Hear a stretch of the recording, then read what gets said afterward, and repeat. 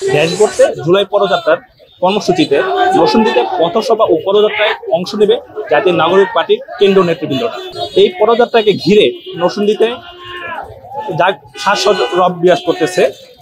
আমি এই মুহূর্তে আছি নরসিংদী পৌরসভার সামনে, যেখানে বিকাল 5টার দিকে পদযাত্রাটি অনুষ্ঠিত হবে। আমি একটু জানিয়ে রাখতে চাই যে গাজীপুরে পদযাত্রা শেষে ইতিমধ্যে জাতীয় নাগরিক পার্টির আহ্বায়ক নাহিদ ইসলাম, সার্জিস আলম, হাসান আবদুল্লাহ সহ কেন্দ্রীয় নেতৃবৃন্দরা নরসিংদীতে অবস্থান করছে। ওরা বেলা 2টার দিকে নরসিংদী ক্লাবে শহীদ পরিবারের সাথে মধ্যাহ্নভোজন শেষে মত বিনিময় সভা করবে।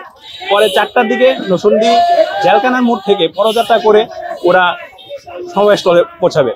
আমি একটু জানিয়ে রাখতে চাই যে এসএসসি পরীক্ষার কারণে সকালে কর্মসূচি থাকলেও এই পদযাত্রাটি বিকালবেলা নেওয়া হয়েছে।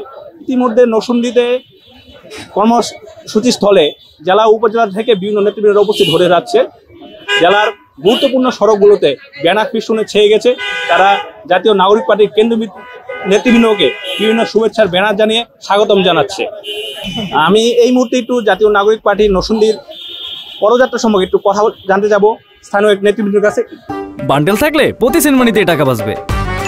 বিকাশ সেনমানি বান্ডেল কিনে জিতুন প্রতি লেনদেনে। আমরা পদযাত্রা ব্যাপক প্রস্তুতি নিয়েছি। আপনারা জানেন যে আসলে আমাদের যে জুলের যে যোদ্ধারা আছেন, জাতীয় বীর নাহিদ ভাই, সাজিদ ভাই, হাসনাত ভাই, যাদের মাধ্যমে বৈষম্যবিরোধী ছাত্র আন্দোলনের প্ল্যাটফর্মের মাধ্যমে আমরা একটা বাংলাদেশকে একটা মুক্তির পথ খুঁজে পেয়েছিলাম সেই সময়।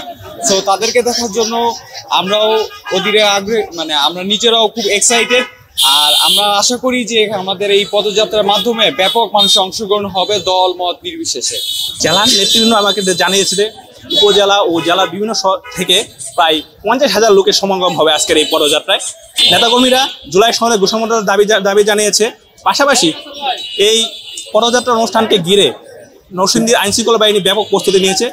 সমাবেশস্থল সহ রাস্তার মোড়ে মোড়ে পুলিশ অবস্থান নিয়েছে এবং পাশাপাশি র্যাব, সেনাবাহিনী নিরাপত্তা টহল জোরদার করেছে। এই ছিল নরসিংদীর পদযাত্রা নিয়ে আমার কাছে সর্বশেষ খবর।